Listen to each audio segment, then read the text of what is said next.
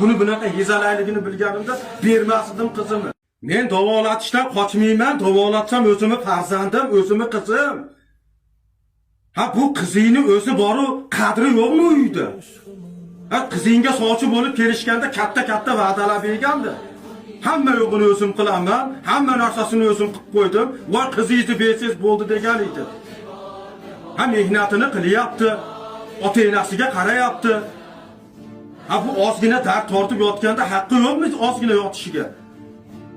Qachon bir og'rib qolsa, bor ota-onang davolatadi. Bor ota-onang davolatadi deb jo'natishadi. Sog'lom bo'lib qolsa, olib ketishib mehnatini qildirishadi. Qachon bir nevara og'rib qolsa ham darrov ota-oniga bor deb otasi jo'natadi nega? Men davolatishdan qochmayman. Vazifam qizim, farzandim, jigarim. Kuyoving ham sal mas'uliyatni his qilsinmi? Buni bunaqa yezalayligini bilganimda bermasdim qizimni. Iloji yo'q endi bolalar asratanmaysan. Erkak kishini zimmasida bo'ladi, ayolini, farzandini mas'uliyati. Ha mas'uliyatni sal his qilish kerak u ham.